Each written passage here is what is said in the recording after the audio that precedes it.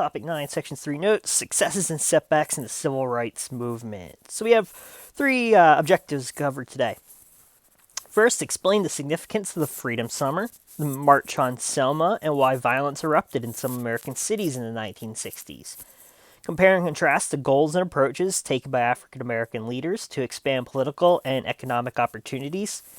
And lastly, describe the social and economic situation of African Americans by 1975. So I did this one in an outline. It's part one, increase the participation in the political process. So we had groups like the Student Nonviolent Coordinating Committee for Political Rights. In 1964, it organized a major campaign called the Freedom Summer. About 1,000 volunteers flooded to the Mississippi Delta to register African Americans to vote. That they formed the basis for the Mississippi Freedom Democratic Party. There you can see the pictures. On the right side, you have three of these members of the SNCCs that were actually disappeared. Found out later that they were killed by members of the KKK for, again, trying to help African Americans exercise their right to vote. Next, we have MLK and his March on Selma. King and his group, the Southern Christian Leadership Conference, organized a major campaign or march in Selma, Alabama, to pressure the federal government to enact voting rights legislation. This culminated in a major event named Bloody Sunday. We've seen a couple Bloody Sundays in history. We talked one last year in world history about the events in Russia, leading to the Russian Revolution. But in this case, in Alabama here, state troopers attacked the marchers as they tried to cross the Edmund Pettus Bridge. So there was a line that they were not allowed to march across, and the marchers, because exercising their constitutional rights to protest, continued marching and were attacked by state troopers. All this is televised on TV. And it really forced President Johnson to publicly call for a strong federal voting rights law. And there's pictures of the marchers in Selma. Video I posted a short clip on the March in Selma. I recommend you watch it. Part C, the Voting Rights Act in 1965 is eventually passed. It banned literacy tests and empowered the federal government to oversee voting registration and elections in states that had discriminated against minorities. It also led to the passing of the 24th Amendment, which banned the poll tax. So two major obstacles to African Americans voting in the South. The poll tax and literacy tests were no more by the end of 65. The Supreme Court also ruled, which I'm not going to go over the specific cases, but the result was it limited racial gerrymandering. Now, gerrymandering is still a problem today, but this went a long way to limit racial gerrymandering. The overall impact, percentage of African Americans who voted jumped greatly, and the number of African American elected officials rose. Both very good things and positive steps. All right. Part 2, violence troubles civil rights efforts. So we have some violence and disorder in the city. It's one of the worst race riots in history erupted in what's known as the Watts neighborhood of Los Angeles. However, the worst violence erupted in the cities of Newark, New Jersey, and Detroit, Michigan. And most of these previous race riots that we discussed about this year, whites had used the violence to keep African Americans in their own place. But now, African Americans were fighting black and using violence against police and white business owners in black neighborhoods. You can see a picture from the Detroit, Michigan riots. So, the federal government wanted to investigate and determine the causes of these riots. So, President Johnson established what was known as the Kerner Commission to investigate the causes of the riots. The commission concluded that long-term racial discrimination stood as the single most important cause of the violence. Again, we have the advantage of viewing this from a historical lens, but I don't think it really required a commission to determine the cause of those race riots. It did make some recommendations, such as establishing and expanding federal programs aimed at overcoming the problems of America's urban ghettos. However, President Johnson and the subsequent presidents, which tended to be Republican after Johnson, with Nixon and Reagan, the two big ones, civil rights really weren't top of their agenda. Johnson, unfortunately, never got to follow up on the recommendation, largely due to the cost of the Vietnam War, which will be our next unit. Famous line from the Kerner Report, 1968. Our nation is moving towards two societies, one white, one black, separate but unequal. The 60s were a tumultuous time. All right, part 3, new civil rights groups. Part A, Malcolm X offers a different version. Malcolm X is probably the most well-known African-American radical. He grew up as Malcolm Little in Omaha, Nebraska. Grew up poor. Eventually moved to New York City, where he became involved in drugs and crime, which landed him in prison at the age of 21. In prison, he converted to the Nation of Islam. From there, he dropped the name Malcolm Little and changed it to Malcolm X. X, he said, represented his African name. The leader of the Nation of Islam was a man named Elijah Muhammad. He was the founder of the Nation of Islam, which was an African-American Islamic group. And the Nation of Islam had very strict rules of behavior, much like countries like Iran or Saudi Arabia. Very strict Islamic countries or Muslim groups who adhere strictly to the Quran. Anyway, after his release from prison, Malcolm X became nation's most prominent minister, and there's a picture of Malcolm X. So why was Malcolm X known as a radical? Well, he called for black pride and black nationalism. He disdained the integration movements like MLK's. So he was much more like Marcus Garvey in the 1920s. He wanted equal rights for African Americans, but he wanted them to be separate from white Americans in two different worlds. Whereas we know MLK, nonviolent protests for integration, shared world with whites and blacks. That was not Malcolm X. He disdained those movements. He also preached the use of violence, which was vastly different from MLK. So those are really the two big differences between MLK and Malcolm X. MLK, nonviolent, integration. Malcolm X, use of violence, and equality, but separate. However, by then 1964, he's going to break away from the nation. He has a split over disagreements.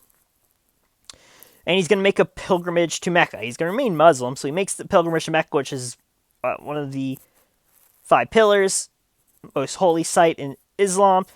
And he adopts the religious name El-Hajj Malik El-Shabazz. And it's kind of like he has a change. He comes back to the United States, and now he's willing to consider a limited acceptance of whites, or limited integration of whites, because on this pilgrimage he saw a holy city where people of different backgrounds, but all Muslim or Islamic, live together in peace.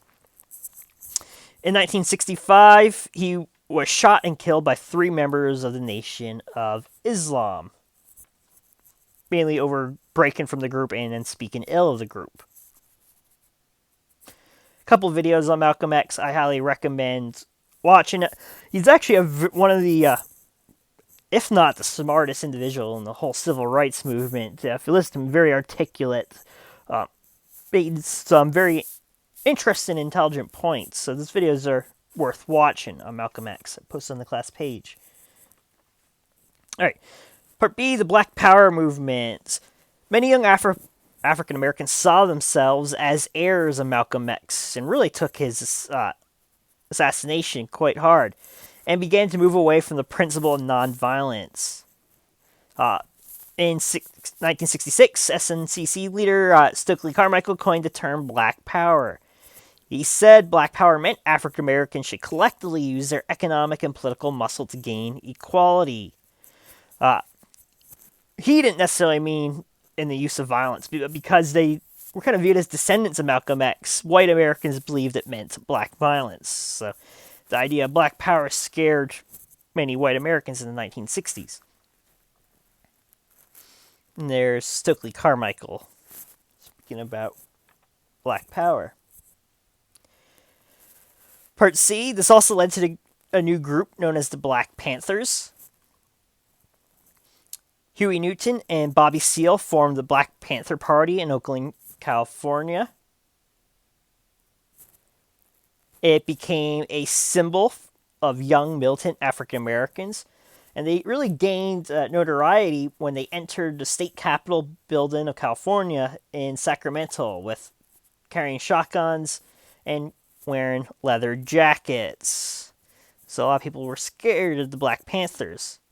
But really what they did was they mainly formed armed patrols of black neighborhoods to protect people from police abuse. And you can see a picture of the Black Panthers when they entered the California State Capitol building in Sacramento.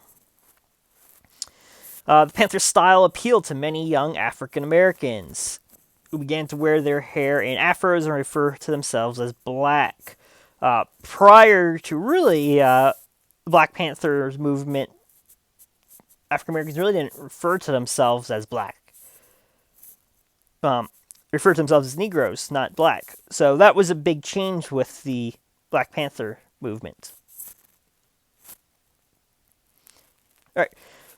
Part 4 here. Martin Luther King expands his dream.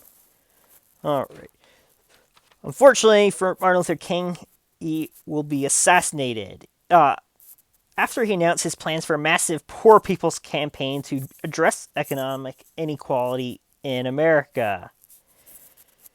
And this wasn't just aimed at African American inequality, but also white inequality. There was a lot of poor whites as well. And towards the end of his life, he picked up this really economic cause, economic inequality. That point that there were some who viewed him as a socialist. He probably could fit under that umbrella. But during these efforts, he traveled to Memphis, Tennessee in 1968, where he was shot on the balcony of his motel room.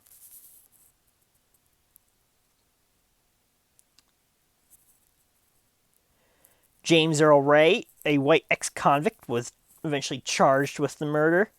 There you see a picture of a FBI wanted poster for James Earl Ray. But many believe Ray really just took the fall for the assassination and he wasn't the actual assassin.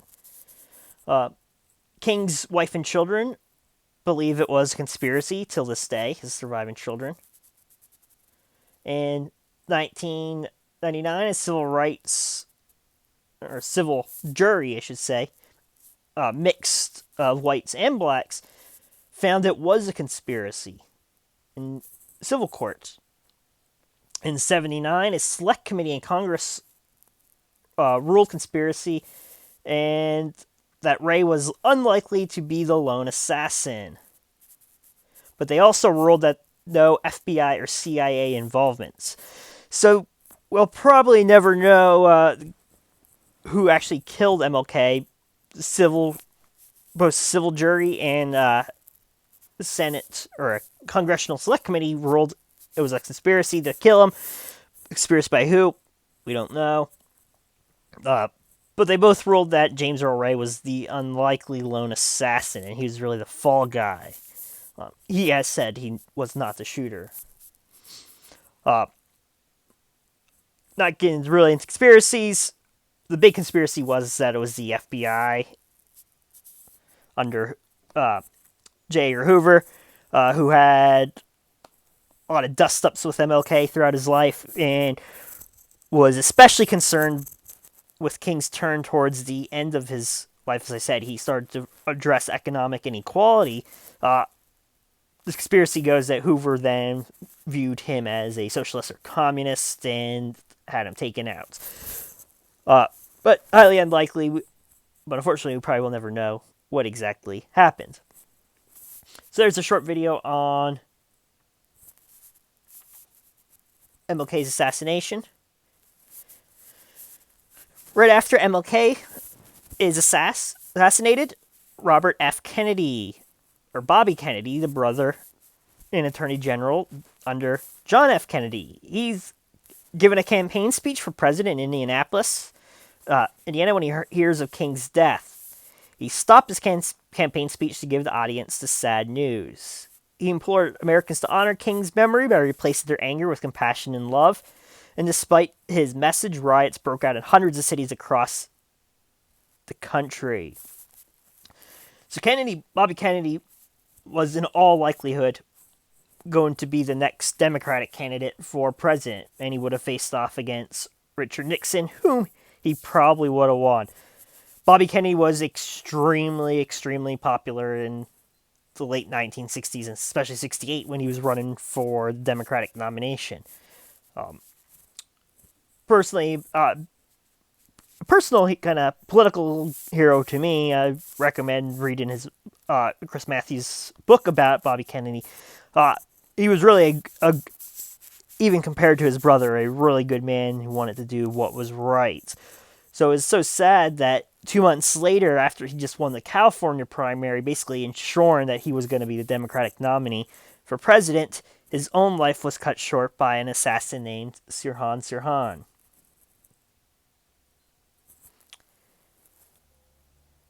And there's a video on Bobby Kennedy's address about MLK's assassination, and a second one on Bobby Kennedy's assassination. And what makes Bobby's tough, coming right off the heels of MLK's, is that there's a lot of conspiracy theories around his assassination, much like his brother as well. There's a lot of theories that there was a second gunman, and that Sirhan Sirhan was not the actual shooter. And some of the science and physics points this out. Sirhan, when he was taken right after Bobby was shot, was facing west of Bobby. The gun wounds suggest the shooter was from behind Bobby Kennedy. And you can look into some of the conspiracy theories. His son and daughter do believe that, much like in the MLK case, there was at least a second gunman. And I don't like to get into conspiracy theories, but it does, with all these assassinations in the 1960s, from his brother to MLK to Malcolm X and then Bobby Kennedy, does lead to that there was something up. But you also have to remember this was one of the most violent domestic time periods in our history since the Civil War. All right, but let's wrap up, because we really are finishing up the civil rights movement now. So the civil rights movement succeeded in eliminating legal segregation. It knocked down barriers to African Americans to vote, poll taxes, literacy tests. It decreased African American poverty rates and allowed for Thurgood Marshall, great NAACP lawyer, to get a seat on the Supreme Court. So ultimately, there was a lot of successes in the civil rights movement. Yeah, we cannot deny that. But despite that, a significant social and economic gap between whites and blacks remains. And that's still true today. Unfortunately, there is a significant economic gap, and we still see a lot of prejudice today. We just had the African-American jogger who was shot in Georgia. African-American communities that tend to be poorer are adversely affected by COVID-19, for example, at much higher rates than white communities. So there is still work to be done. And as I said, with Bobby Kennedy being assassinated, really allowed Richard Nixon to become the next president. Nixon didn't do much on civil rights. One thing he did do was implement affirmative action, which kind of forced colleges or employers to accept a certain amount of minority groups, regardless of qualifications. And that's highly controversial today. There's pros and cons to it. So, if we were in class, we could have a discussion on it. I'll let you guys form your own opinion on that. Alright, so that's a wrap. A little bit long section, but it closes out civil rights.